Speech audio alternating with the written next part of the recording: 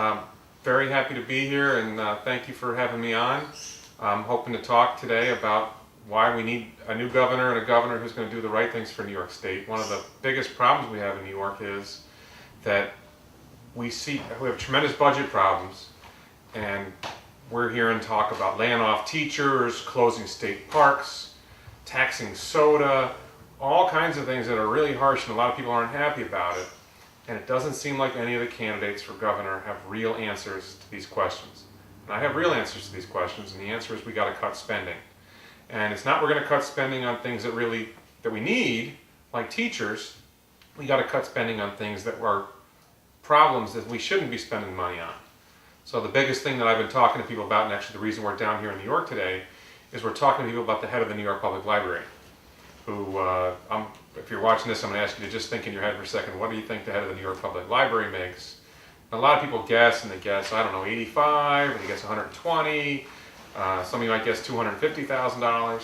The head of the New York Public Library makes $689,000 a year. $689,000 a year to run a library. Now, I know it's a big library, and I know Manhattan's an expensive place to live, but $689,000 a year seems to me to be a lot for a public servant. And we've forgotten that government is supposed to be about public service rather than getting rich. And the way we can get back to some sensibility is addressing the high pay of a lot of public sector officials, bringing that down to something reasonable, and also eliminating corporate welfare, which is the other big thing I've been talking about with people. Eliminating the spending on paying corporations, crony capitalism, corporate welfare, paying corporations to supposedly create jobs when it doesn't seem to be working. And doing those two things, bringing down the high pay in the public sector for the people at the high end, only those people, and cutting the economic development spending, the so-called economic development spending, we can really fix New York State's budget in the short term. There's going to be harder choices down the road.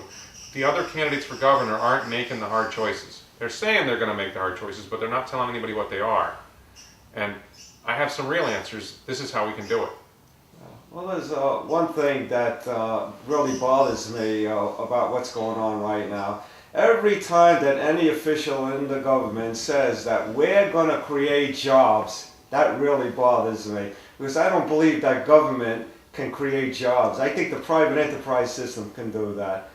And also, these projects that they're doing to create jobs, like they want to knock down the Tappan Zee Bridge and put a new one.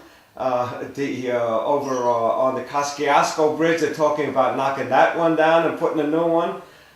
We have the 2nd Avenue project they're talking about, beautifying along the water they want to do. They want to put an extension on the school. This is all going to cost billions and billions and billions of dollars. Yes. And while they're taking all this money from us and taking people off jobs to create jobs, does that make sense to you? No, that's. I think you're hitting the nail on the head there. That whenever I hear a politician say they're going to create jobs or that they created jobs, I cringe, because I actually run my own business and I make a payroll every 2 weeks, and my payroll doesn't get paid by the government, which comes out of taxpayers' pockets. My payroll gets paid, the people that work for me get paid because our business, we're able to get people to pay us for what we do, and then I'm able to pay employees and I'm able to pay our expenses. When you're at the government, you say you created jobs, but you didn't bring in revenue because you did something good. You brought in revenue because you took it from people. They're taking revenue from people. They're not, I have this thing I love to say that people in the government, Congress, the White House, all in the New York State Capitol, whatever, they think money grows on trees. The problem is we're the trees. They're taking the money out of our pockets, and you get somebody when you talk about the projects, by the way, I'm going off on a tangent a little bit, but Atlantic Yards, these guys decide we're going to do this project here. Who came up with the idea that the government should decide where development should take place, where this project should be, and who should be thrown out of their house? That's right. That's not their job. Right, and that's and I agree. The private sector should create jobs, and we have this bizarre situation where my household, our business had an off year this past year. We had a great year the year before. We had an off year this year. You know what we did? We didn't spend more money. We spent less money because we have less money. In the government, they have less money and they spend more money. It doesn't make any sense. No. And there's no common sense in government, and I see where that comes from, by the way. Where that comes from. I've been a candidate before, and you go around and you're talking to people, and there's something about the way voters think. About when you're out campaigning, I'm at a county fair, I'm talking to people, and a very common thing people will say to me is, "Oh, we need some money for this. The government should do this. The government should do that." And as a politician, you just constantly get barraged by people who want you to spend money on something. And if the government is telling you to spend money on something, if the government is trying to satisfy all these people, if the congressman or the state legislator or whatever, they're going to say, okay, well, we'll take care of that, and they spend the money on it.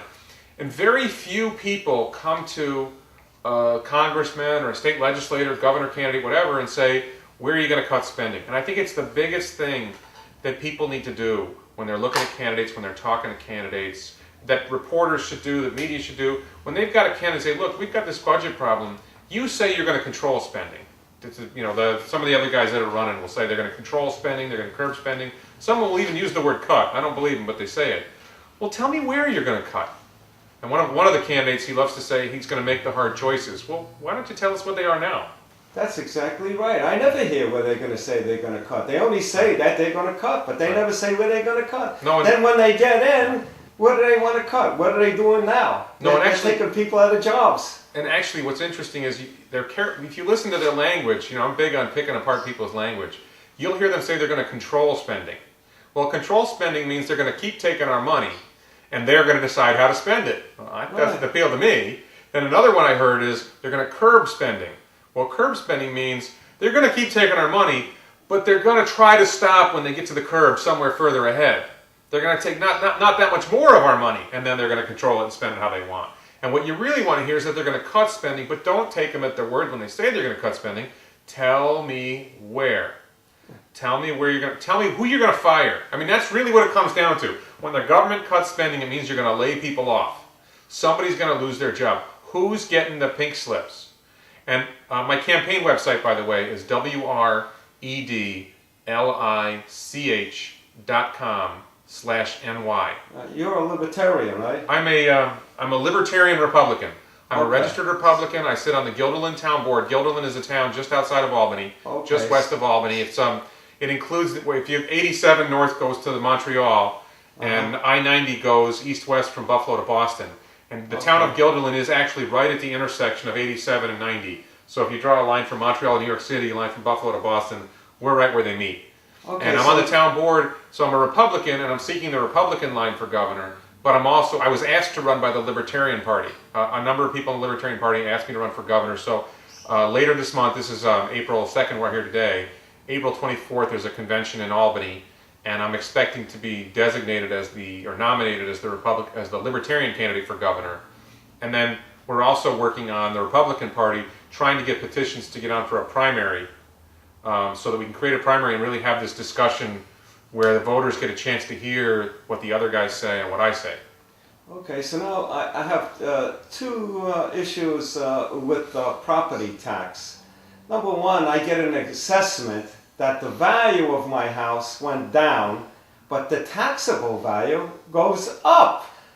Opposite of what they did before in 2004, where my value went up, and because the value went up, the taxable value went up, and I had to pay over $1,000 more. That doesn't make sense to me.